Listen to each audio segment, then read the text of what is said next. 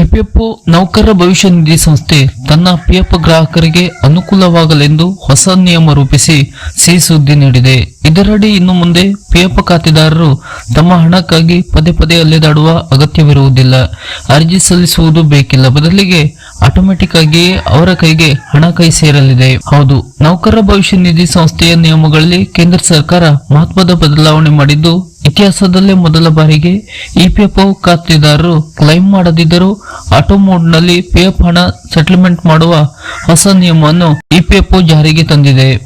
ಈ ಬಗ್ಗೆ ಸಂಪೂರ್ಣ ಮಾಹಿತಿ ಇಲ್ಲಿದ್ದು ವಿಡಿಯೋ ಪೂರ್ತಿ ನೋಡಿ ಹಾಗೂ ಇಪಿಎಫ್ಗೆ ಸಂಬಂಧಪಟ್ಟಂತಹ ಹೊಸ ಅಪ್ಡೇಟ್ ನ ಮಾಹಿತಿಗಳಿಗಾಗಿ ನಮ್ಮ ಚಾನೆಲ್ ಅನ್ನ ಸಬ್ಸ್ಕ್ರೈಬ್ ಮಾಡಿ.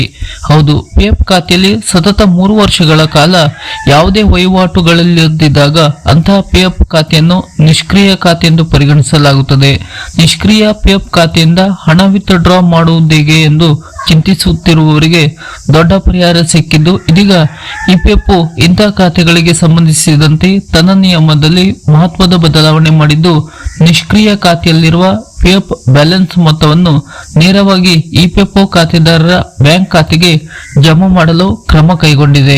ಇಪಿಎಫ್ಒ ಹೊಸ ನಿಯಮದ ಪ್ರಕಾರ ಇನ್ನು ಮುಂದೆ ಪಿಎಫ್ ಕ್ಲೈಮ್ ಸಲ್ಲಿಸದಿದ್ದರೂ ಸಹ ನಿಷ್ಕ್ರಿಯ ಪಿಎಫ್ ಖಾತೆಗಳಲ್ಲಿರುವ ಹಣವನ್ನು ಪಿಎಫ್ ಚಂದಾದಾರರ ಬ್ಯಾಂಕ್ ಅಕೌಂಟ್ಗೆ ನೇರವಾಗಿ ಖಾತೆಗಳಿಗೆ ಜಮಾ ಮಾಡಲಾಗುವುದು.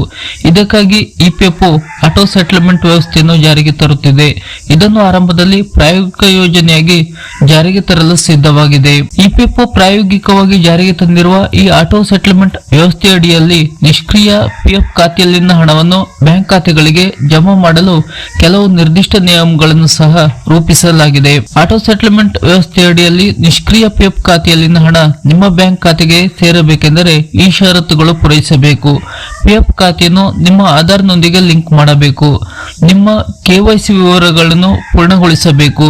ನಿಮ್ಮ ಬ್ಯಾಂಕ್ ಖಾತೆಯನ್ನು ನಿಮ್ಮ ಪಿಎಫ್ ಖಾತೆಯೊಂದಿಗೆ ಲಿಂಕ್ ಮಾಡಿರಬೇಕು. ಪಿಎಫ್ ನಿಷ್ಕ್ರಿಯ ಖಾತೆಗಳಲ್ಲಿ 1,000 ವರೆಗಿನ ಕ್ಲೈಮ್ ಮಾಡದ ಬ್ಯಾಲೆನ್ಸ್ ಅನ್ನು ಸ್ವಯಂಚಾಲಿತವಾಗಿ ಆಟೋಮೆಟಿಕ್ ಆಗಿ ಇಪಿಎಫ್ಒ ಚಂದಾದಾರರ ಬ್ಯಾಂಕ್ ಖಾತೆಗೆ ವರ್ಗಾಯಿಸಲಾಗುತ್ತದೆ. ಲಭ್ಯವಿರುವ ಮಾಹಿತಿಗಳ ಪ್ರಕಾರ ಈ ಮೊತ್ತವನ್ನು ಇನ್ನೂ ಹೆಚ್ಚಿಸುವ ನಿರೀಕ್ಷೆ ಇದೆ. ಇದು ಇತ್ತೀಚೆಗೆ ಇಪಿಎಫ್ಒ ನಲ್ಲಿ ತಂದಿರುವ ಹೊಸ ನಿಯಮ. ಈ ತರದ ಇಪಿಎಫ್ಗೆ ಸಂಬಂಧಪಟ್ಟಂತಹ ಹೊಸ ಅಪ್ಡೇಟ್ ನ ಮಾಹಿತಿಗಳಿಗಾಗಿ ನಮ್ಮ ಚಾನೆಲ್ ಅನ್ನ ಸಬ್ಸ್ಕ್ರೈಬ್ ಮಾಡಿ ನಮ್ಮನ್ನು ಕೂಡ ಬೆಂಬಲಿಸಿ. ನಮಸ್ಕಾರ.